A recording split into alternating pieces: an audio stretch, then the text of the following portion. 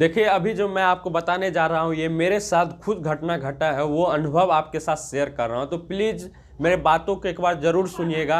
अनुभव अच्छा हो या बुरा हो, किसी का भी हो, एक बार सुनना ज़रूर चाहिए। अगर आप ये बात को पूरा सुनते हैं तो आपका सिस्टम पर से, जो इलेक्शन कमीशन का जो बड़े बड़े दावे हैं, वो उस पे से आपका भरोसा उठ जाएगा। 7 नवंबर को हम लोग के क्षेत्र में चुनाव होने वाला है। उसके लिए 3-4 को रात में 1-1 बजे रात तक प्रत्याशी लोग चुनाव प्रचार कर रहे थे। उसकी वजह से बहुत सारा लाउड स्पीकर में आवाज़ की वजह से डिस्टर्बेंस हुआ। तो मैंने चुनाव आयोग को कंप्लेन किया, एक्शन भी लिया गया, 5 को एक्शन लिया गया।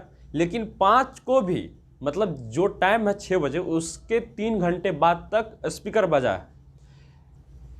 लेकिन यहाँ के बाद जो ट्विस्ट आया वो आपको मैं बताता हूँ। हर एक्शन का रिएक्शन होता है, वही चीज़ मेरे साथ हुआ।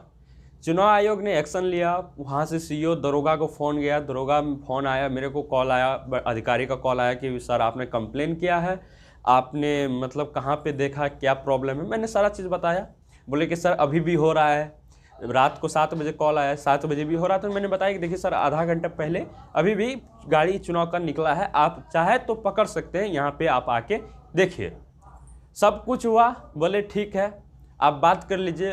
जो नीचे का अधिकारी थे वो बोले कि आपको ऊपर अधिकारी का फ़ोन आएगा तो आप बोल दीजिएगा कि एक्शन लिया गया है। हम बोले ठीक है। उसके बाद ये सब चीज़ होने के बाद जस्ट आधा घंटा बाद मुझे फिर कॉल आता है। उस कॉल में मेरा एड्रेस पूछा जाता है। इस बीच एक और घटना घटी। पुलिस जो कॉल करती है, तो पुलिस के कॉल करने के बाद मैंने उठाया, रिसीव किया। उन्होंने नाम पूछा, मैंने नाम बताया। वैसे नाम बताना नहीं रहता है, अगर आप टर्म्स एंड कंडीशन पढ़िएगा तो उसमें आप नहीं तो नाम बता सकते हैं, नहीं आपका एड्रेस पूछा जाएगा। फिर भी मैंने पुलिस पे भरोसा करके पुलिस को अपना नाम बता दिया, नाम बताया। उनके बाद पुलिस जो अधिकारी थे वो मुझसे एड्रेस पूछते हैं कि आप किस गांव से बोल रहे हैं। तो मैंने गांव का भी एड्रेस बता दिया। वैसे गांव का रेडियस कितना होता है, 1 से 1.5 किलोमीटर, उससे ज़्यादा तो किसी भी गांव का रेडियस नहीं होता है।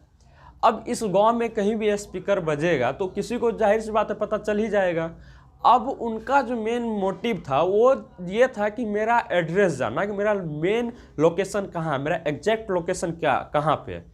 उनके बाद मैंने अपना लोकेशन नहीं बताया, बोला कि मैंने ठीक है, बड़े अधिकारी का कॉल आएगा तो मैं बात कर लूँगा। उन्होंने कॉल काट दिया।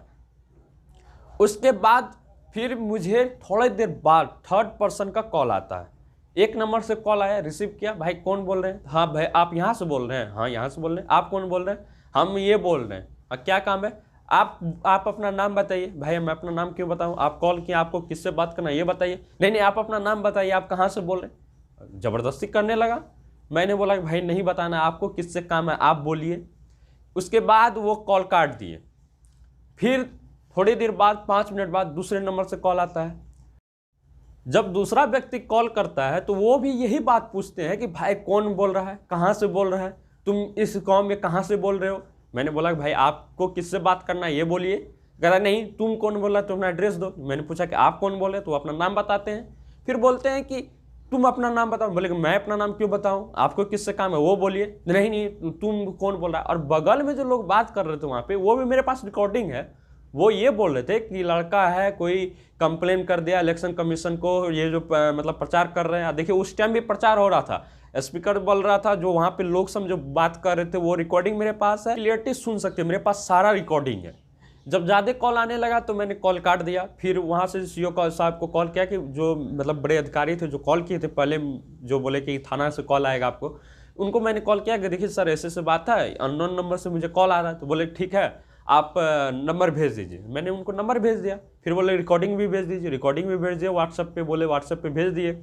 उनके बाद जो मैं उन अधिकारी से जो बात कर रहे थे तो वो मुझे क्या बोलते हैं, अच्छा आपका प्रॉब्लम सॉल्व हो गया ना, अच्छा उस पर ध्यान मत दीजिए, छोड़िए रखिए फ़ोन।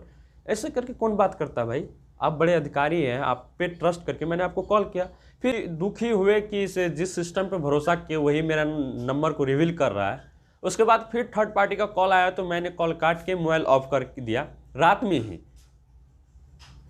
घर में बताया, घर के निगरानी में, घर वालों की निगरानी में मैंने ईमेल लिखा।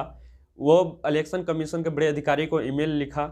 ईमेल में जो मैंने कंप्लेन किया था उसके बारे में सारा चीज़ लिख दिया कि क्या क्या हुआ मेरे साथ। वो ईमेल मैंने भेजा। ईमेल में जो जानकारी है वो आपको मैं नहीं दिखाऊंगा, क्योंकि उसमें पर्सनल जो नंबर से कॉल आया था वो नंबर है, मैं वो नहीं दिखाना चाहता। उसके बाद आप ईमेल में सारा चीज़ पढ़ सकते हैं। मैंने अपना कंप्लेन विड्रॉल कर लिया और बोल दिया कि मुझे इस सिस्टम पे भरोसा नहीं है। इसके बाद आप सोचिए, हमारे और आपके टैक्स पे पलने वाले ये लोग हमारे साथ इस तरह का व्यवहार करते हैं, जिसे हर महीना जो सैलरी मिलता है वो भी हम लोग जो खाते पीते हैं उससे जो टैक्स कटता है वही उनको जाता है। उसके बाद हमारा इन्फॉर्मेशन लीक करता है, हमारा जानकारी लेकर वो क्या करेगा, हमारे घर पे आएगा, चाय बिस्कुट नाश्ता करने तो नहीं ना आएगा, वो तो हमारा लोकेशन किस लिए जानेगा, हमारा घर एग्जैक्ट कहाँ पे है ये उसे क्यों चाहिए, और वो पार्टी कार्यकर्ता के पास मेरा नंबर कैसे चला गया, बताइए। अब इस तरह की घटना के बाद अगर सिस्टम पे भरोसा करे तो या तो हम ही लोग पागल हैं या फिर या सिस्टम महान है। इतना घुसखोरी, इतना गद्दारी कहीं पे नहीं होना चाहिए। सब मिली भगत है, सबको पैसा से मतलब है, इसीलिए ना ये इन्फॉर्मेशन लीक हो गया। मेरे साथ कुछ हो जाता तो कंप्लेन करने का अधिकार तो सबके पास है। मैंने कुछ गलत तो कंप्लेन किया नहीं था, मैंने बस इतना बोला था कि लाउड स्पीकर बज रहा है, और उससे ज़्यादा तो कुछ नहीं बोला था। भाई रात में 1 बजे रात तक आपको परमिशन भी नहीं है। अब इलेक्शन कमीशन कहता है कि इलेक्शन में सबसे ज़्यादा पावर है, इलेक्शन में कुछ भी होता है आप बोलिए तुरंत एक्शन लिया जाएगा। एक्शन लिया, उसके बाद देखे रिएक्शन क्या हुआ। अब आप ही बताइए कि हम क्या करें, सिस्टम पे भरोसा करने लायक रहा